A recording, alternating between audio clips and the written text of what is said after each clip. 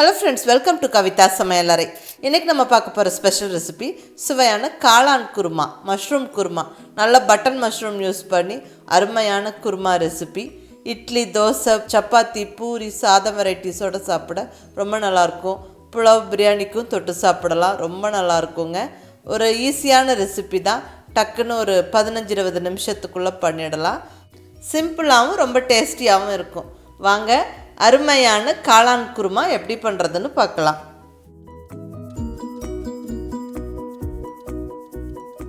இப்போ இங்கே ஒரு 250 கிராம் பட்டன் மஷ்ரூம் எடுத்துருக்கிறேன். இதை நல்ல ஃப்ரெஷ்ஷான மஷ்ரூமாக செலக்ட் பண்ணி வாங்கிக்கோங்க. நல்லா கழுவி கட் பண்ணி வச்சாச்சு. கொஞ்சம் பெரிய பெரிய பீசஸாகவே கட் பண்ணிக்கோங்க. ஸோ இப்போ மஷ்ரூம்ஸ் ரெடியாக இருக்குங்க. அடுத்தது தாளிச்சுட்டே நம்ம என்னென்ன பொருட்கள் வேணும்னு பார்த்துடலாங்க. இங்கே ஸ்டவ்வில் பாத்திரம் வச்சாச்சு. பாத்திரம் சூடானதுக்கப்புறம் 2 ஸ்பூன் ஆயில் சேர்த்துக்கிறேன். ஆயில் கொஞ்சம் சூடானதுக்கப்புறம் ஹோல் கரம் மசாலா சேர்த்துடலாம்.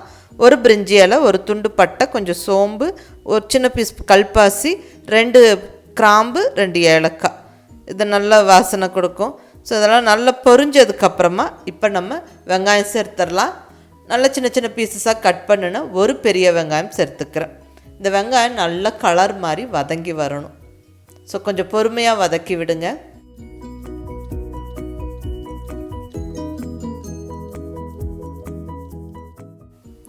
வெங்காயம் நல்லா வதங்கினதுக்கப்புறமா நம்ம மற்ற பொருட்கள் சேர்த்துக்கலாம்.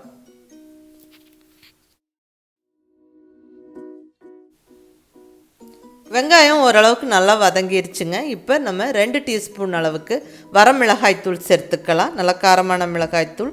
கூடவே 1 டீஸ்பூன் கரம் மசாலா பொடி, 1/4 டீஸ்பூன் அளவுக்கு மஞ்சள் பொடி.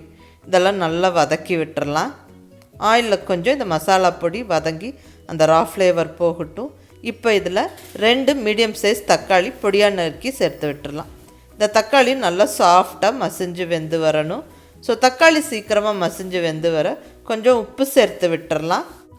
உப்பு சேர்த்து நல்லா கலந்து விட்டுட்டு லிட்டு வச்சு க்ளோஸ் பண்ணி ஒரு 2 நிமிஷம் வேக விடுவோம். தக்காளி நல்லா சாஃப்டாக ஈஸியாக மசிஞ்சு வெந்துடும். பாருங்கள், 2 நிமிஷம் கழித்து ஓப்பன் பண்ணுறேன். நல்லா தக்காளி வெந்திருக்கு, நல்லா சாஃப்டாக வெந்திருக்கு. இப்போ ரெடியாக கழுவி கட் பண்ணி வச்ச மஷ்ரூம்ஸை சேர்த்துடலாம். நல்லா எல்லாம் ஒரு வாட்டி கலந்து விட்டுறலாம். இந்த மசாலாவோடு சேர்ந்து மஷ்ரூம் நல்லா வெந்து வதங்கி வரட்டும். ஸ்டவ்வை இப்போ சிம்மில் வச்சு விட்டுட்டு இப்போ குருமாக்கான தேங்காய் மசாலா அரைச்சிடலாங்க. அதுக்கு தேவையான பொருட்கள் எல்லாம் எடுத்து வச்சுருக்கிறேன். அது என்னென்னு பார்த்துடலாங்க. ஒரு சின்ன கப் அளவுக்கு தேங்காய், அதாவது 1/4 மூடி தேங்காவை சின்ன சின்ன பீசஸாக கட் பண்ணி வச்சுருக்கிறேன்.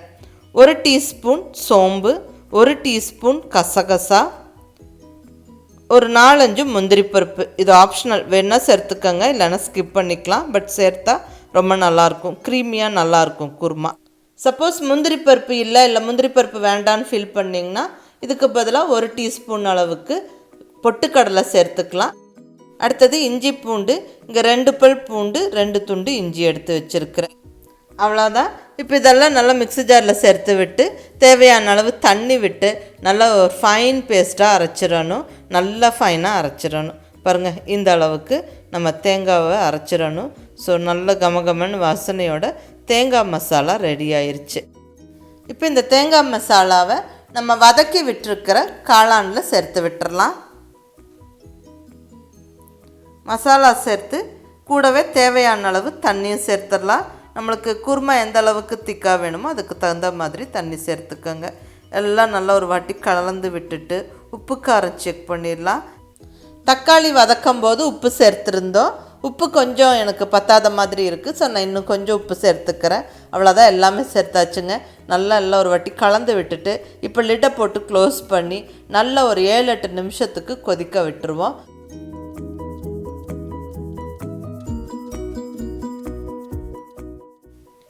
நல்லா அந்த மசாலாவோட ரா ஃப்ளேவர் போய் நல்ல குருமா வாசனை கமகமன்னு வருது. இப்போ நம்ம லிட்டை திறந்து பார்க்கலாம். பாருங்கள், நல்லா எண்ணெய் பிரிஞ்சு நல்லா குருமா ஜம்முன்னு ரெடி ஆயிடுச்சு. இப்போ கைப்பிடி பொடியாக நறுக்குன்னு கொத்தமல்லி இலையை தூவி விட்டு நல்லா கலந்து விட்டுறலாம். லிட்டை வச்சு க்ளோஸ் பண்ணி மறுபடியும் ஒரு 2 நிமிஷம் சிம்மில் ஸ்டவ்வை விட்டு ஆஃப் பண்ணி எடுத்தா அவ்வளோதாங்க. சுவையான காளான் குருமா ஜம்முன்னு ரெடி ஆயிருச்சு. ரொம்ப நல்லா டேஸ்ட்டாக இருக்கும். ஒரு சிம்பிளான ரெசிபி இது. ஜஸ்ட் ஒரு 15-20 நிமிஷத்துக்குள்ளே பண்ணிடலாம். இட்லி, தோசை, சப்பாத்தி, பூரி, புலாவ், சாதம் வெரைட்டிஸோடு ரொம்ப நல்லாயிருக்கும். மிஸ் பண்ணாமல் ட்ரை பண்ணி பாருங்கள் இந்த ஈஸி சிம்பிள் ரெசிப்பியை.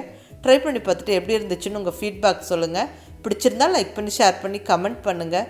கவிதா சமையலறை சப்ஸ்கிரைப் பண்ணி என்னுடைய மற்ற ரெசிபிஸும் வீடியோஸும் பாருங்கள். தேங்க்யூ.